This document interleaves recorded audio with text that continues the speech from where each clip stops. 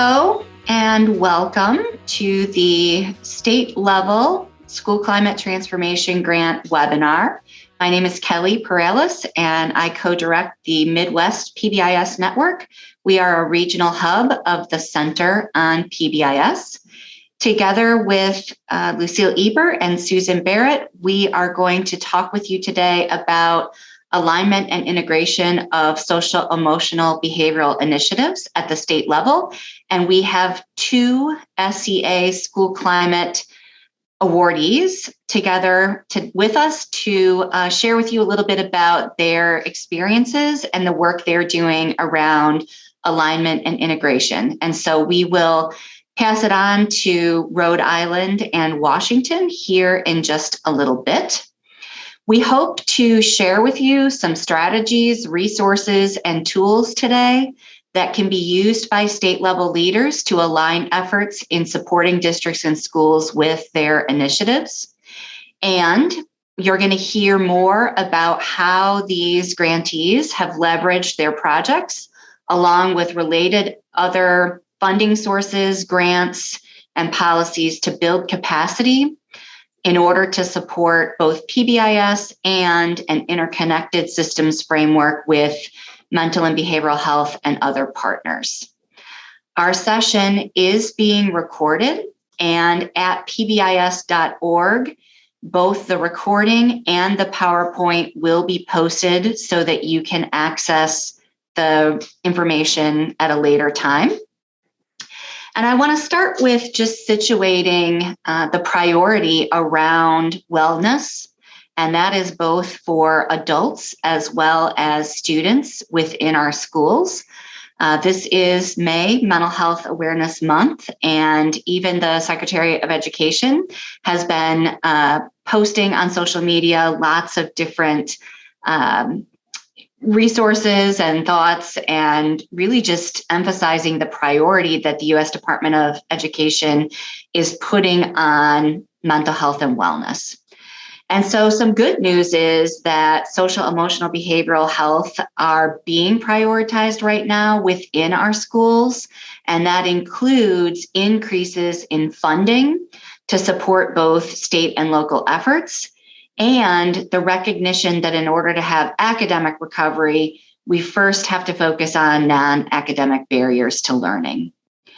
And so while you are thinking about in your state or district how you might utilize some of the additional funding or the opportunities to respond and help with the recovery efforts, we want you to think about moving to your system features and using the core features of a multi-tiered system of support. So if you are going to hire additional social emotional experts or clinicians, make sure that you're paying attention to their roles and responsibilities and that they are on your MTSS teams to lend their expertise and build capacity of all staff.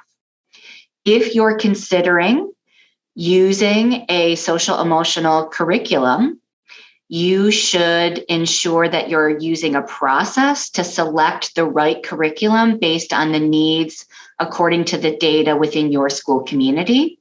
And be sure that that curriculum is embedded into the general curriculum, not seen as something that's done separately by people who push into classrooms. And finally, use your data to select out the skills that will be taught as opposed to starting on lesson one and just going through the curriculum. If you're going to provide additional professional development on trauma-informed practices or mental health literacy, make sure you have a plan to follow up with technical assistance and coaching and a way to evaluate if the professional development has changed practices down to the classroom level. As you work to strengthen your partnerships with families and community providers, ensure that you are using your teaming structures and your data, including their perception and perspective, as you're making shared decisions together. We still have a lot of challenges, and we know that this school year has been incredibly challenging for most everyone we talk to. We know that there is a shortage of educators, of behavioral health professionals, and that's probably not going to get better anytime soon. And so even if you want to hire more people, you may not find the candidates that you're seeking. We also know schools cannot do this alone. More than ever, we need those authentic family school community partnerships. And we also realize that states are developing policies or passing legislation that may be well-intended, like a focus on addressing trauma in schools or a focus on social emotional wellness. However, when districts and schools try to respond to new laws or policies, sometimes it can lead to confusion down at the school level because districts think, oh, now we're being told we need a bullying prevention plan, so we'll come up with something for that. And now we need to do something around social emotional learning, so we'll come up with a plan and we'll add a curriculum. And what you see here is that, again, with the best of intentions, sometimes it plays out that in one school, there are separate plans, committees, work groups, or teams with what ends up being posters on the wall with similar but different language. And then there's confusion about which skills or words to use and focus on when working with students. And so there are a series here of guiding questions for you to think about before we add something new. How can we establish and assess our current work that we're doing? What are our initiatives that we're doing for all? Do we have data that tell us whether or not what we're doing is working and leading to improved outcomes for students? Do we make the connections for what we're doing for social, emotional, behavioral health and wellness to academic success? How do we prioritize health and wellness in our budgets, in our policies, and in our system? We know that, just as I already mentioned, we have to have that priority around supporting wellness in adults and making sure that if we are going to focus on health and wellness, we are going to evaluate it because we know what is being evaluated gets paid attention to. And that's how we can have accountability. You also might need to think about things that you should stop doing. It's more important to do a few things really well than to have a plethora of related SEB initiatives. And some of them may not be done to Fidelity, and some of them may not lead to desired impact. And so again, examining what you're currently doing and deciding where you might have opportunities for alignment, as well as if something isn't mandated or required, initiatives that you might be able to stop doing. And it's really important that all of this is done in that multi-tiered system of support. We have to have a framework to structure the effort. And we know from the literature that that is the way that we're going to be able to make an impact and see desired outcomes for students. And so we want to offer that PBIS, which is an evidence-based multi-tiered system of support for 24 years now, is the multi-tiered system of support to align your related initiatives.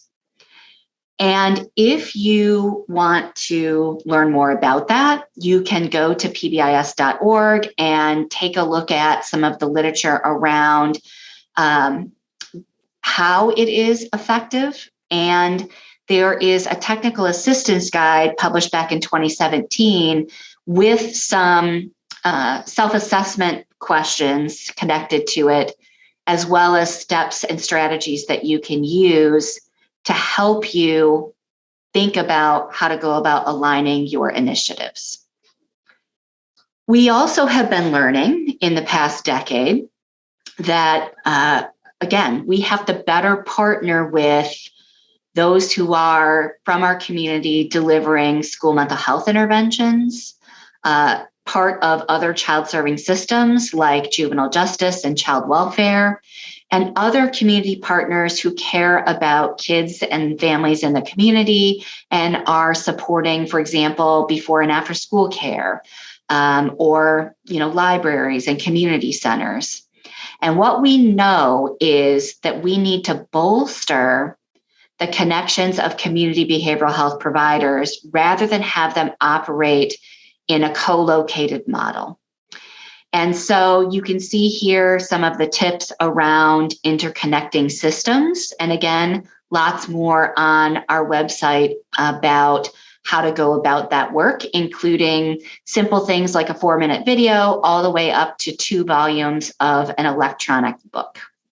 And so here is another way in which you can go and find information about interconnected systems framework. The second volume is available by chapter with installation guides and tools and resources for your leadership to use. And it's really not something new or different. It's a structure and process for leaders who have authority to make decisions to come together and focus on efficiency and effectiveness. And so here you can see those MTSS core features expanded to include other partners, family voice and choice, and the logic of applying them to all related social, emotional, behavioral initiatives. Again, if you look at the literature, we know that using those core features is the way that we're going to get whole systems response. The instructional framework for teaching skills, the focus on the use of school community data, and sustainability over time, even when grant funding ends or people move on to other positions. So we're going to turn today to helping you think about how at the state level, you can use the implementation logic. And this graphic here comes from the PBIS implementation blueprint, where there's a focus on executive functions and implementation functions of the leadership team, and the idea that we have this cascade of implementation from state level efforts to regional, which could be, depending on where you live, things like intermediate units or co-ops, or straight to the district level, again, depending on where you live, to support successful implementation in the schools. We also have a state system fidelity inventory, and this tool connects to that implementation blueprint and logic. And you'll notice here just a quick screenshot around the idea of alignment of initiatives. And your state may have already used this tool, or it could be something that your TA liaison from the center could help facilitate with you and for you so that you can create a strategic plan for all of the work you're doing in addressing social, emotional, behavioral health and wellness. That connects to this initiative inventory, which again is available in the installation guide of Volume 2 for Interconnected Systems Framework, and is that activity to help you assess what are all of the related initiatives that are in place right now, at the state level, and answering some of these guiding questions to help you make decisions about opportunities to align, integrate, or eliminate. And I just want to quickly mention, we had an example from the state of Kentucky shared at the school climate meeting back in February. And if you didn't listen to their story, they presented also at our last PBIS forum. And so you can look up the recordings from both that February meeting and the October forum session.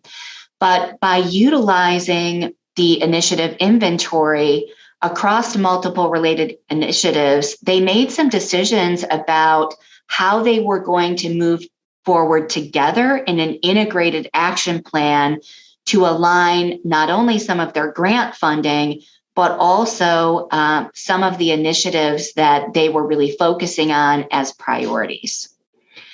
So I'm going to now turn it to Rhode Island's Department of Education. And we have some members of their team who are going to talk a little bit about the work that they've been doing around alignment and integration. Hi, good morning, and thank you, Kelly. This is Rosemary Riley Shamat, and I am here with Samantha Brins and Kristen Petraka, and we're really delighted to be able to share our work with you. The information that we're going to be sharing today really centers around our efforts to elevate the multi-tiered systems of support framework in school improvement across our projects that we're involved with, the offices at RIDE, connecting to the work of other offices within RIDE, how our work is integrated across the grant projects that we have, and then with our partners in the School Health Advisory Council. And when you talked about, not being able to do it alone, we definitely can't do it alone. And there has been a lot of work among our state level partners in building a system of care to support children's behavioral health. And so we have been a critical part of that work with the larger ecosystem, and then specific efforts of our partners like our Department of Children, Youth, and Families, who have spent a lot of time lately kind of reframing and orienting their work around a family-centered approach to support children who are within the foster care system. So, in terms of a framework, there's a lot of moving parts to that. And a framework, I think, really helps us to consider and think about the interconnectedness of those pieces and where our strategic opportunities are. So next slide, please. So we wanted to talk a little bit about the context and the fact that we have dealing with the impact of the pandemic, and we're in the endemic phase and a part of the recovery. Recently, we had an opportunity to hear Dr. Jha, who is now the federal person from COVID. He's from Rhode Island. He was at Brown University, and we heard him in a keynote speech just before he was appointed to that federal position. And so what he said, and we know this, that pandemics change societies forever. There's no such thing as going back. They change societies, and we're seeing that now. And he said that there is a 2 to 4 year opportunity within the endemic phase where we can think creatively and innovatively about change before everything settles back down again. And that I have been repeating that a lot because I find it a really hopeful and a very intriguing concept about, while we're still in this unsettled phase, how do we think about the changes that we want to see and those leveraged opportunities to create better systems and make that a reality. So what's it going to take to help us transcend, and what are the tools that we have available right now in Rhode Island? Well, we all have the influx of the ESSER funds, and in Rhode Island, the way that we framed opportunities around that was through a LEAP task force and related recommendations. So LEAP stands for Learning, Equity, and Accelerated Pathways. And there were experts that we had on, mental health, social emotional learning, students who have special needs in learning, students who are multilingual learners, et cetera. And what are some ways that we need to think about utilizing these ESSER funds to help address the academic and social emotional learning losses? MTSS and social emotional learning are a major piece of those LEAP recommendations. And what we're learning now, too, is what I've been referring to as the exponential effect of the pandemic. So if you have, just as an example, 2 years of atypical learning experience, whether it's schooling from home, hybrid models, but it's been atypical, that what we know from the research is that it's going to take 3 to 5 years of targeted, accelerated, rigorous academic and social emotional learning to recover that loss. And so again, it's another piece of the research and opportunity to think about how we set ourselves up for success, keeping those parameters in mind. And of course, with all of that, the MTSS framework is going to be front and center in how we think about navigating these next, 3 to 5 years of change. So with that context set, I'd like to turn it over to my colleague, Samantha. Thank you, Rosemary. And thank you, Kelly, for advancing our slides today for us.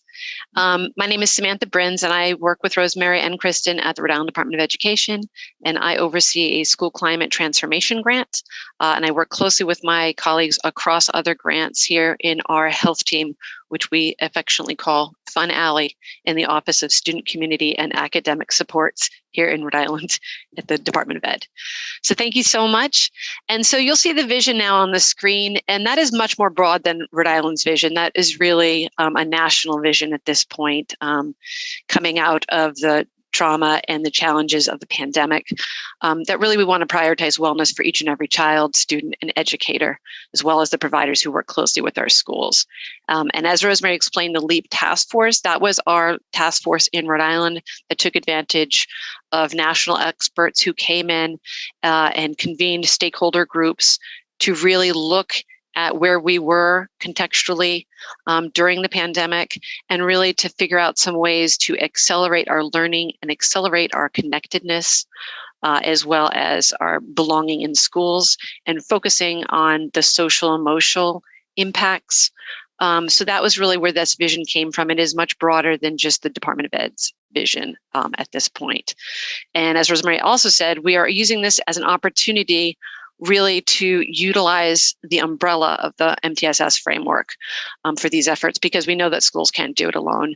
And we really need to prioritize this cross-sector partnerships and intentional collaboration across our education system, between pre-K 12 and institutes of higher education, between LEAs and community-based organizations, between municipalities, the districts, and the state, all to implement collective impact approaches. So that's some of the information that we have and how we set our goals. As you can see, the goals involve capitalizing on professional learning through the evolution of strategic initiatives around MTSS.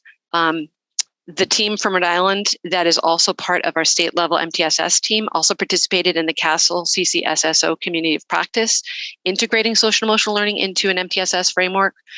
We were involved with the COIN with the University of Maryland around school-based mental health. We also are working across the grants, school-based mental health, school climate, and Project Aware to really advance our efforts. And this is all to support the schools and the districts as they are making their strategic investments and really thinking through their capacity for better outcomes of all students. And next slide. So our alignment.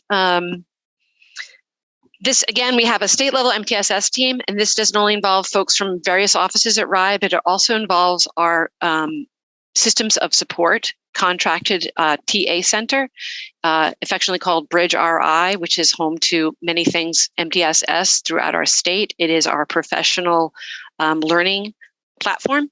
And they came online just as the pandemic happened, which was very fortunate to have broad courses that folks could interact with and get support that way during the pandemic. Things like behavioral introduction to trauma, introduction to social emotional learning, an overview of the MTSS, which is a particularly valuable course right now. And I just have to say that the team because we are so connected with our TA partners at the state level, really is making effective change and really thinking through our language and our vision around MTSS to avoid that confusion that happens in the field so often. We really don't want to make it more confusing. There have been so many other initiatives that have come out at the same time. We have legislation around a science of reading, and so a lot of courses are being taken there. There's new information coming out around suicide prevention that was also legislated, so we've been providing guidance documents and whatnot. So it's really important that at the state level that we're very connected and aligned in our thinking and strategizing around our visions for multi-tiered systems in our state. We're also working with that team to develop a practice profile, which is directed towards LEAs at this point. There may be a school-based practice profile, and this is based off the work of the Michigan Department of Education. And we really did a scan of a lot of these different programs, a lot of what states thought were their most critical elements. And so we really, again, centered our work together with our TA center, got a lot of input so that we were on the same page and providing similar guidance to the field. Across the grants that we work with, and there are 9 districts involved in School Climate in Rhode Island, and there are, I believe, 6 LEAs involved in Project Aware and 3 in school-based mental health. So that's a lot of folks. Also internally, folks in different districts and within schools have been focusing on this work. And so there's a lot of confusion in language, a lot of misconceptions around what MTSS is. So we really believe in taking the time to go slow to move this work ahead and to really come on the same page. Across our efforts, we're really making sure that we're communicating succinctly and also finding out what's bubbling up from the field. What are the misconceptions happening so that we can address them? So that's part of our alignment efforts. One of our newest initiatives this year, and it came out of School Climate, we really had to pivot to meet the needs of the schools this year. Our original scope and sequence of training for implementation of a multi-tiered framework involved minimally 5 full-day efforts with school-based teams to come off-site and meet with us. And then when the pandemic happened, to meet with us virtually. With the shortages that Kelly described at the beginning, the shortages in staffing, the stress, and just focus on basic foundational safety issues at the schools and with staff and students and families, we really had to pivot our learning module. So part of what happened is we were seeing bubbling up folks were becoming appointed as MTSS coordinators within a district. And they were these folks that were tasked to really support the systems work at the school and district level. So we really wanted to expand our efforts, pivot, and we created a multi-tiered system of support community of practice for school and district leaders. We continued to use our partners in School Climate, which is the Center for Leadership and Educational Equity, and our systems of support, our Bridge RI. And we really shared our expertise across those 3 entities, came up with a scope, surveyed the field, found out where they were in their implementation efforts and what were their most pressing priorities, and then created this MTSS COP. And it's online at Bridge RI. So there are forums where folks can access conversations if they're at the high school level, if they're at the elementary level, depending on their problems of practice. There are opportunities for them to share dilemmas and also successes in their work. And then this forum is really interactive. We've been able to post our resources, and each of the 3 sessions have had an interactive. So you go right into the platform, then you link in, and then you're having an online Zoom with other folks who are interested in this. So it's been really successful, and it was a really successful pivot this year. And then I'm going to talk a little bit more about evaluation, that macro evaluation piece. And thank you, Kelly, for advancing to that slide for us. So, and I believe I heard you say, Kelly, that what is evaluated is valued. And we truly believe that in Rhode Island. The first thing we did across the 2 efforts of Project Aware and school-based mental health, because they began in 2018, was to contract with an evaluator. And we're really fortunate to have the same evaluator across both projects, and now across our 3rd project, school-based mental health. And as you can see, this isn't our image. This is coming out of the Now is the Time initiative that was actually under Obama. And this is really where a lot of the work sprung from. We were in the 2018 cohort but this work began in 2014 or before. And the U.S. Department of Education has evaluated the other states that have both of the Project Aware and School Climate grants. And our evaluator looked at that closely, and we really wanted to do a macro evaluation really across our efforts to see what things were happening, what was aligned across our efforts so that we could best inform the field. And the goal of the initiative is really to promote the safe and learning environments for students in schools by making schools safer and more nurturing and increasing access to mental health services. And the Now is Time initiative laid the foundation for both of the grants, as I just explained. And now that a greater number of youth are being identified for mental health concerns, comes a greater need for mental health providers. And this is probably what led USDOE to create the school-based mental health grant. And we're really fortunate now in our state to have all three. Next slide, please.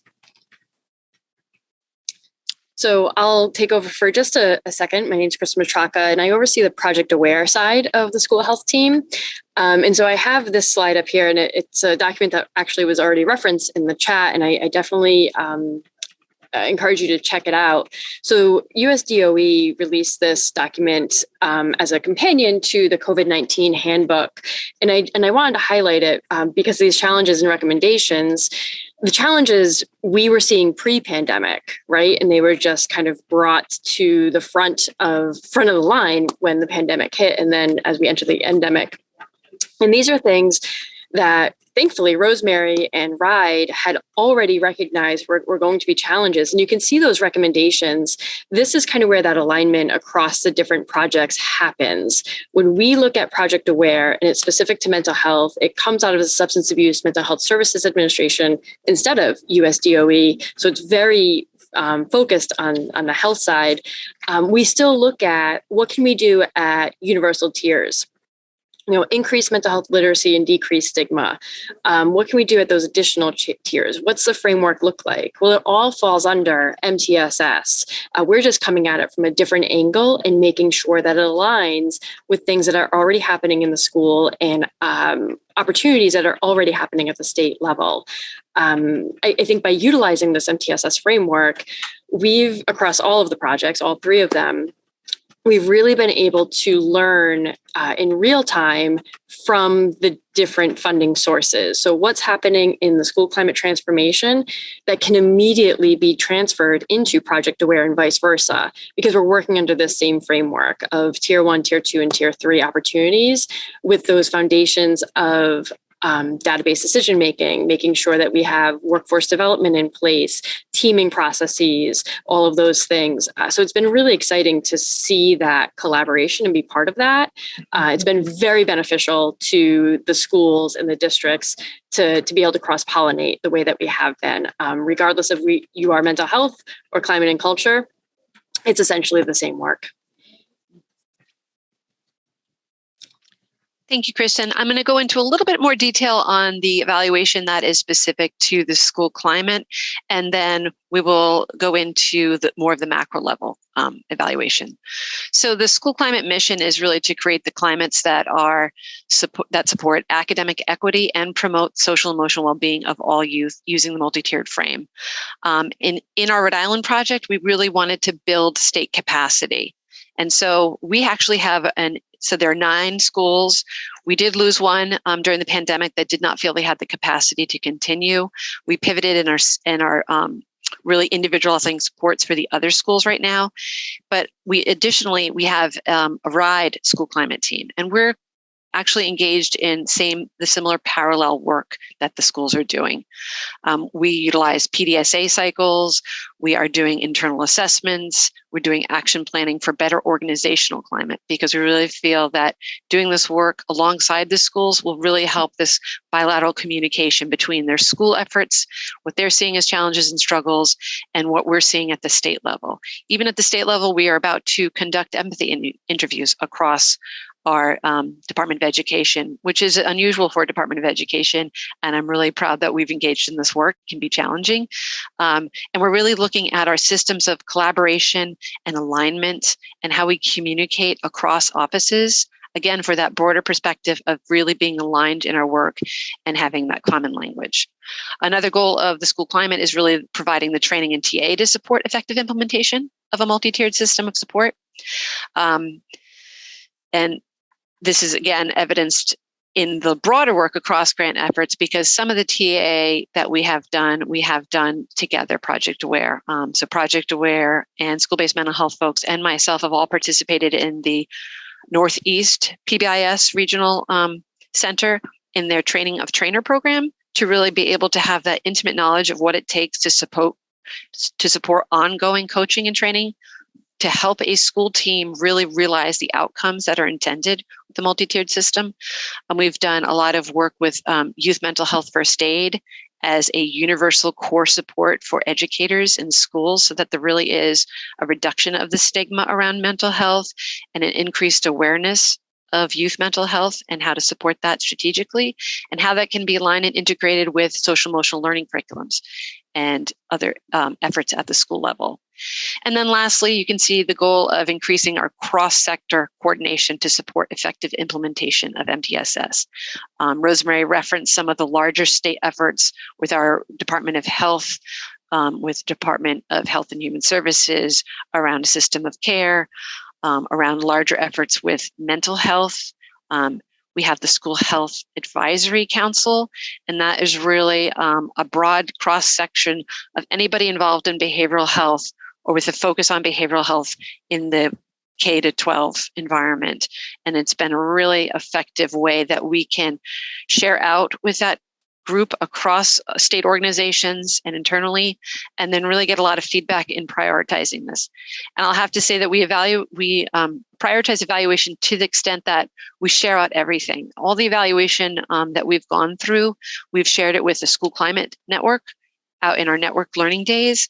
We've shared it and talked about it in our school climate planning team, which includes members of all the three folks that are also involved in our multi-tiered state team, which is the technical branch, the Center for Leadership and Educational Equity, as well as RIDE. And so really believing in this cross-sector support and the feedback loop that is involved with evaluation, and really using that data to establish our action priorities for the years ahead. Next slide, please.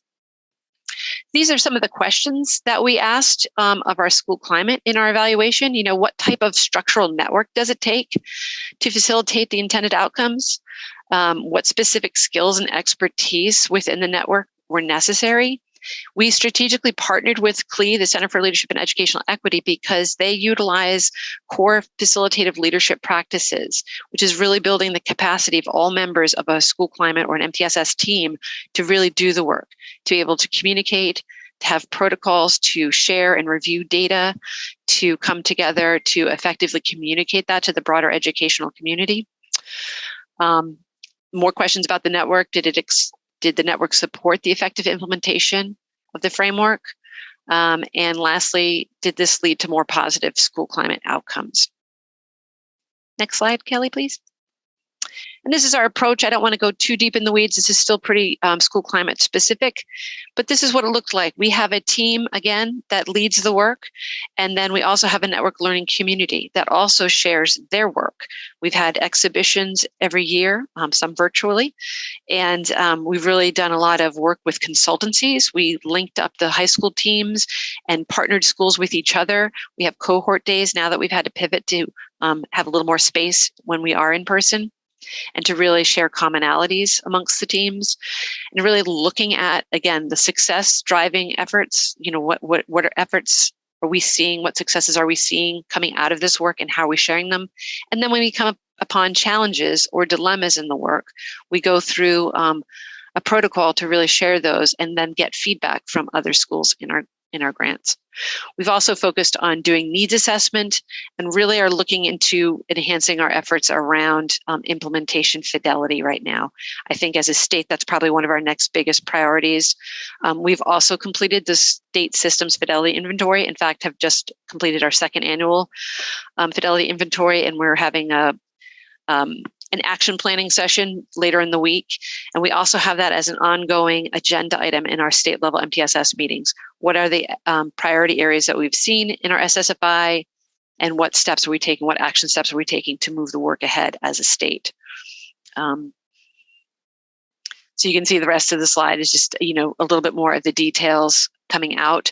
One thing I would like to point out in our process evaluation, our evaluator uses the partner tool, which is really about a social network analysis and looking at that across systems, and then doing a lot of semi-structured interviews with our members to really find out whether they're a school-based person or one of the partner level people, and more broadly across project efforts, what the qualitative piece is that's coming out within these efforts and via these interviews, and how this leads to our outcomes.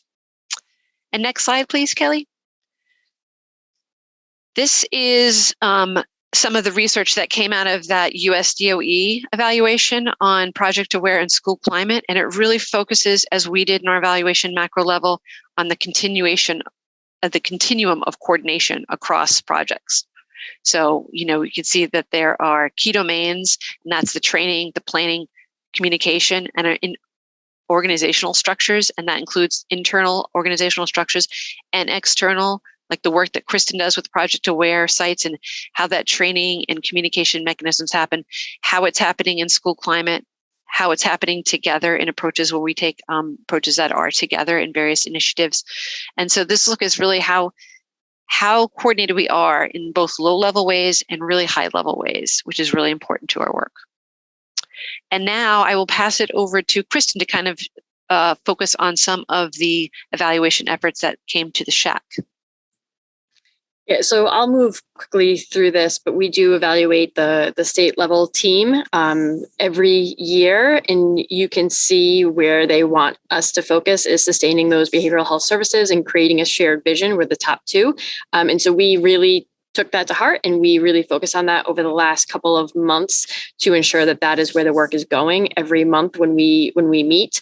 And we are going even further to bring on more of a leadership subcommittee so that we can have those voices from the field be part of what's happening at the state level. And it's not just RIDE really dictating where that work is going. So you can see right there what we were looking at and where the focus was over the last couple of months.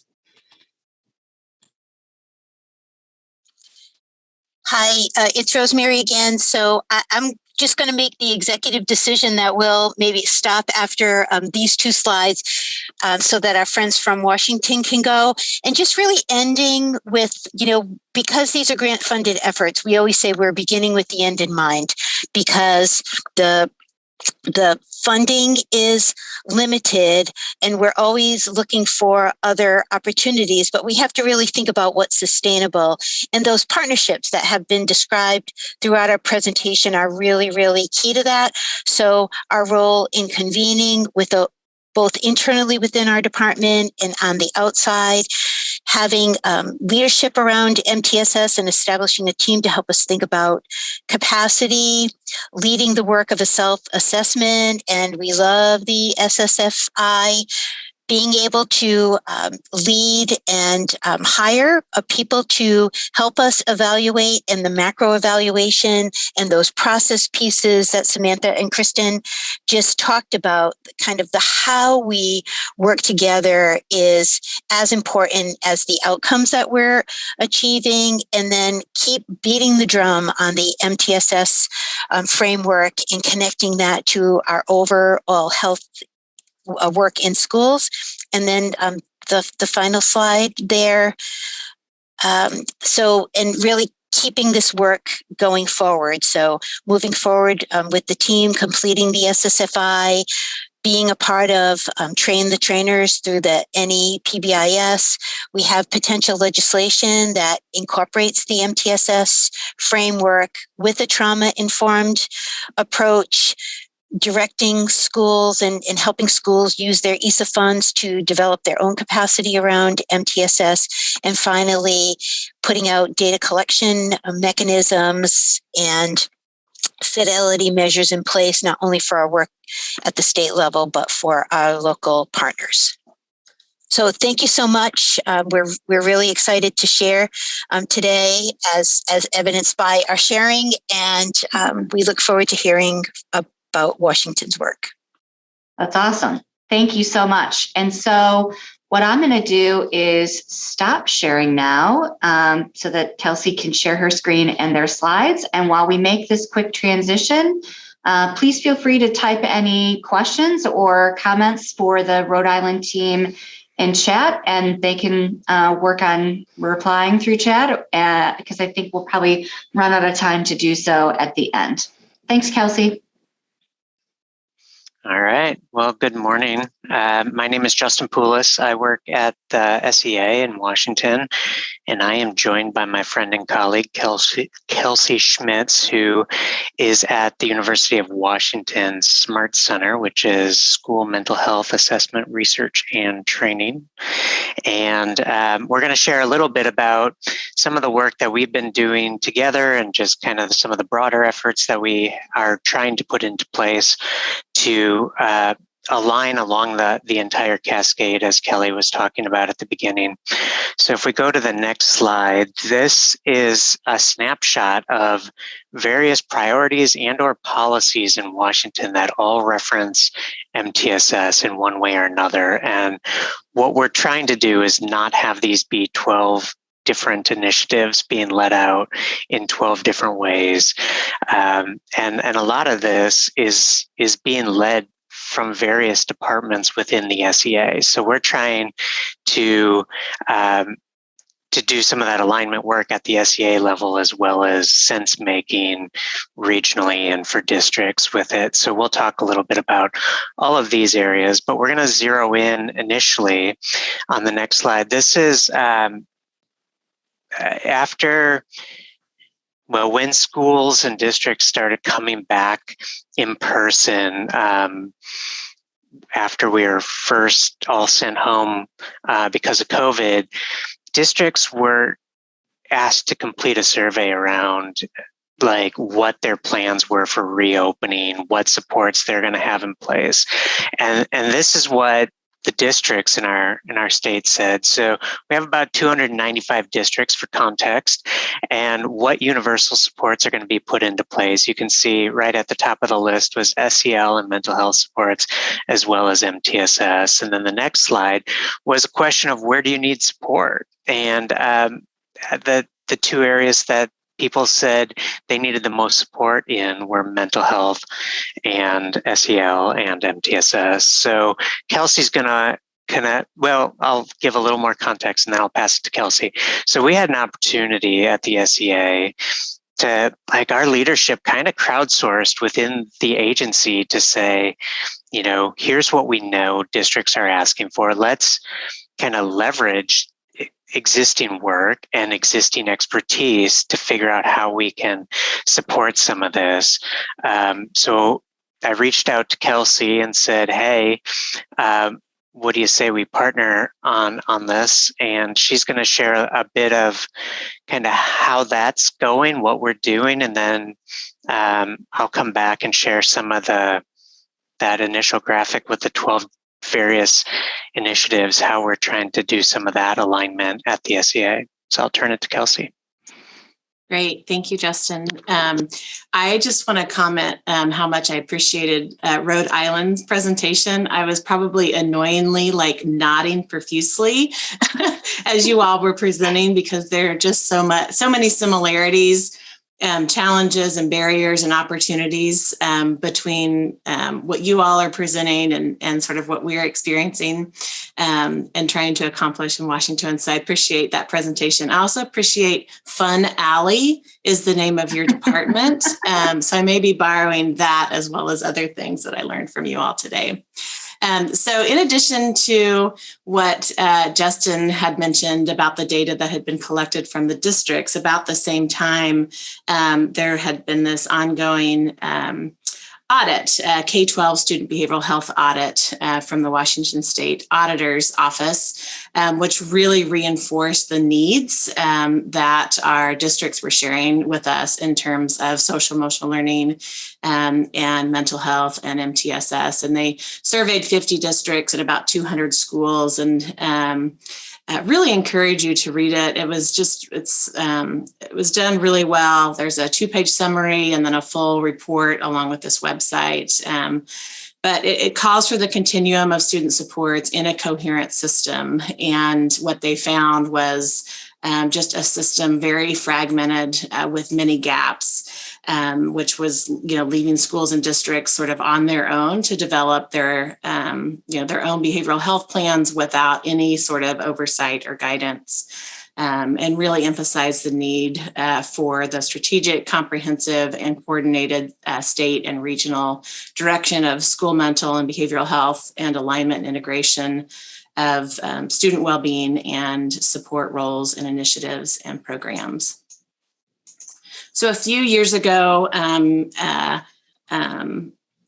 with some support from the SAMHSA's Mental Health Technology Transfer Center's School Mental Health Supplement, which is also housed at the UW Smart Center, we brought together several entities across the Northwest states of Alaska, Oregon, Idaho, and Washington to better align our messages and resources for stakeholders across organizations to think about how we could combine and leverage our funding sources to co-sponsor and co-brand professional development events and resources. Again, speaking to, often there are so many different initiatives, practices, and programs that it becomes very confusing for the field.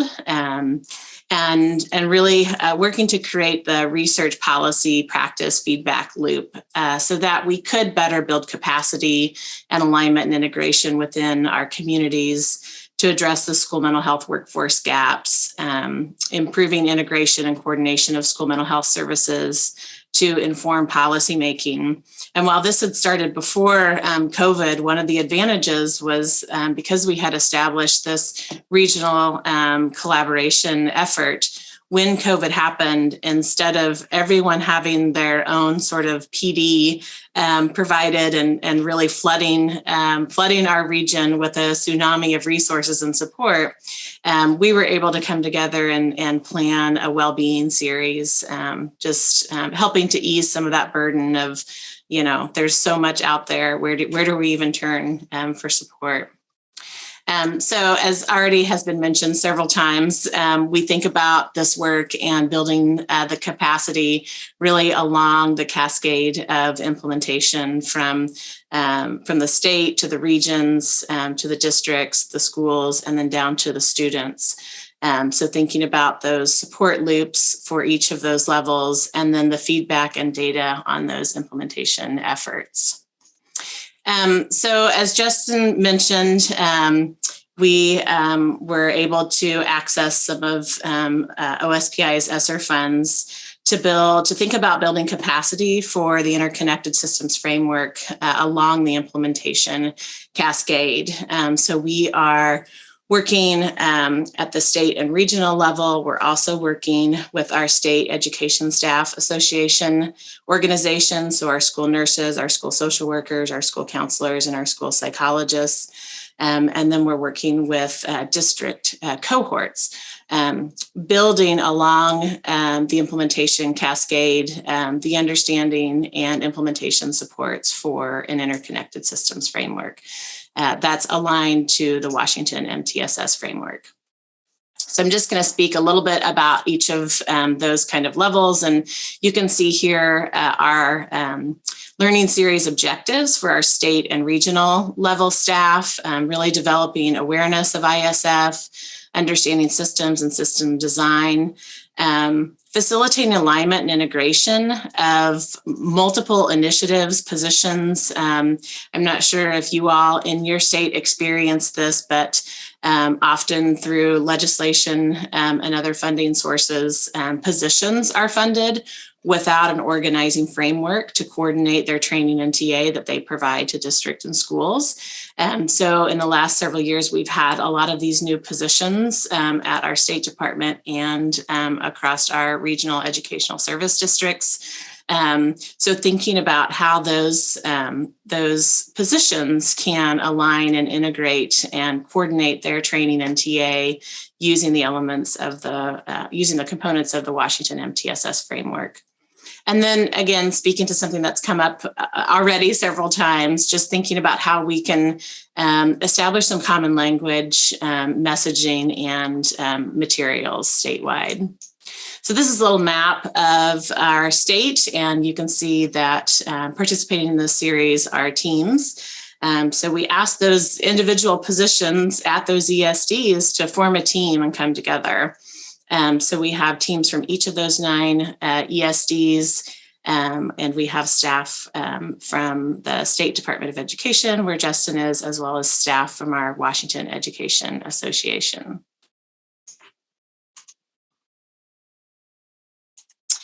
So then our district ISF cohort professional learning series objectives, again, providing training and TA, creating a professional development model and scope and sequence for statewide scale-up efforts, developing some demonstration sites, and then identifying barriers as we're working through implementation that we can elevate at the regional and the state level.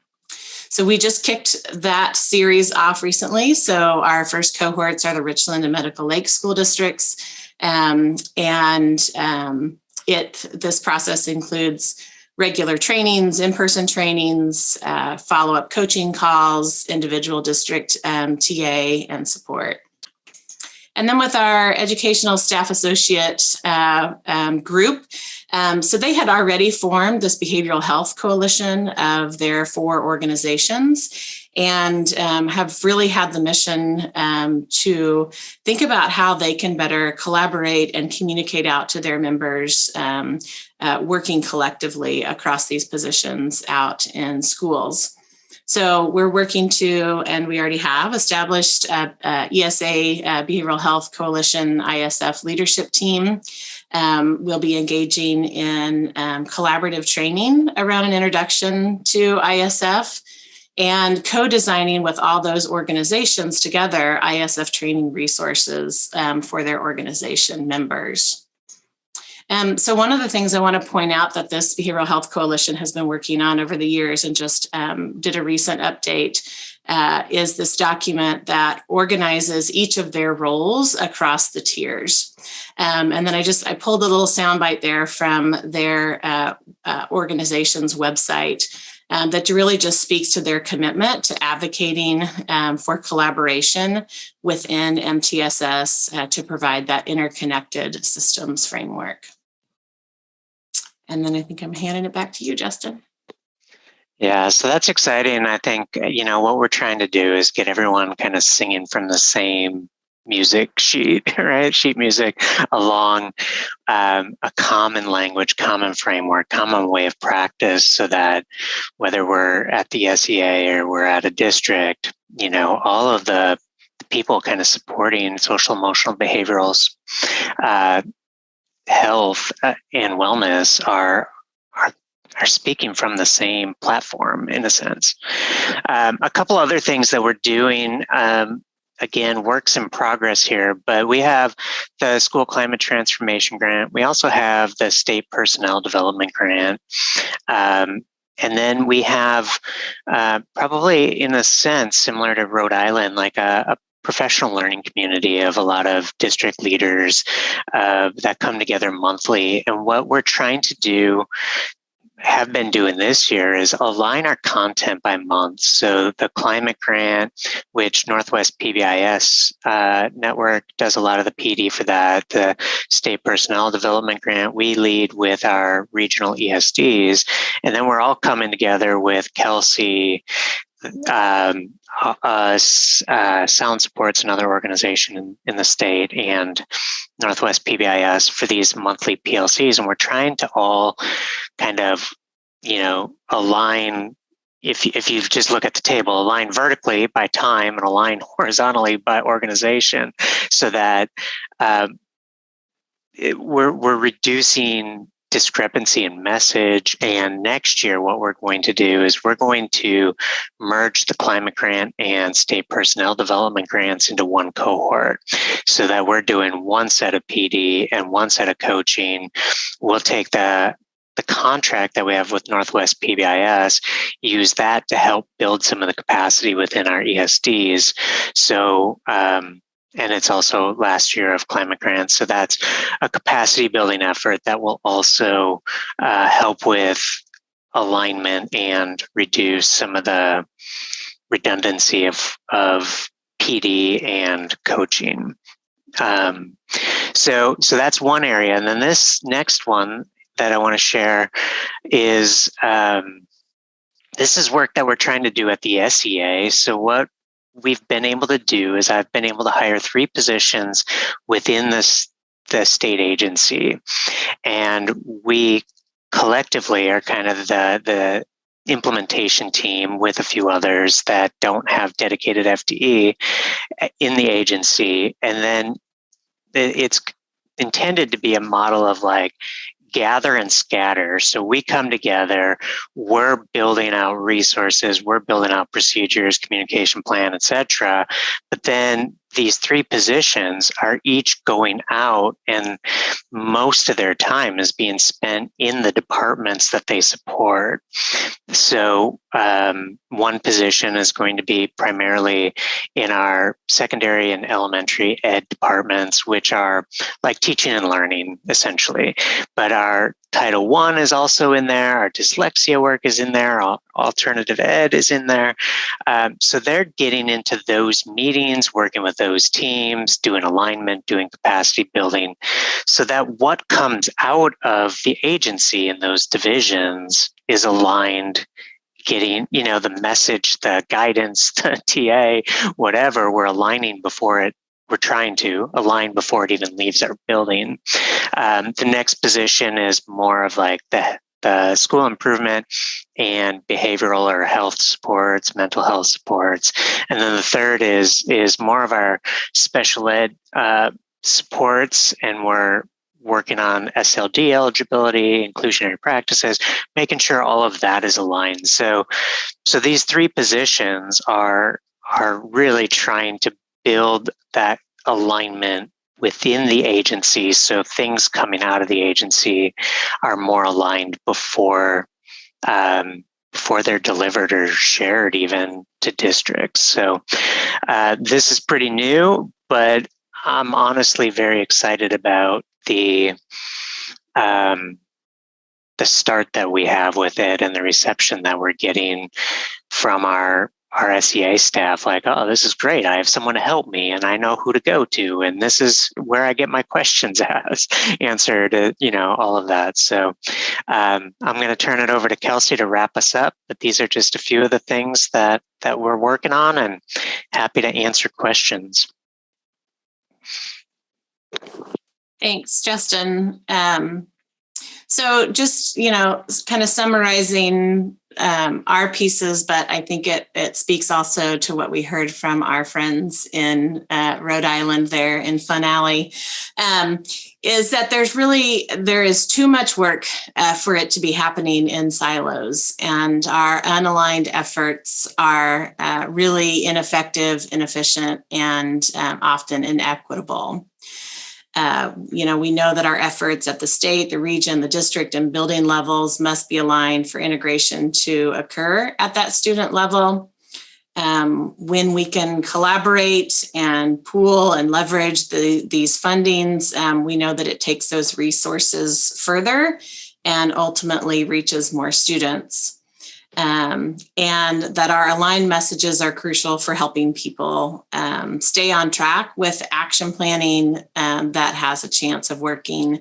And I just want to end with one of my favorite Steve Goodman quotes, which is, we can't assume because we train individuals in the many things, they will do the alignment and integration.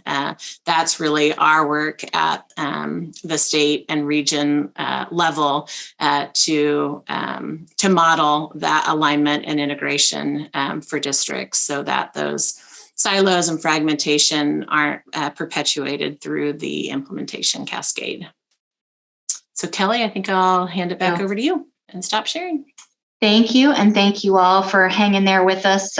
We went a little past our hour, and clearly either one of these examples could have taken the hour themselves if we were in a format where we could have lots more dialogue and discussion. So future opportunities to come. Again, we will make sure that this recording and the PowerPoint get uploaded. I put the link to where you'll find it on the School Climate Transformation page in the chat. I also put a link to the PBIS Leadership Forum website.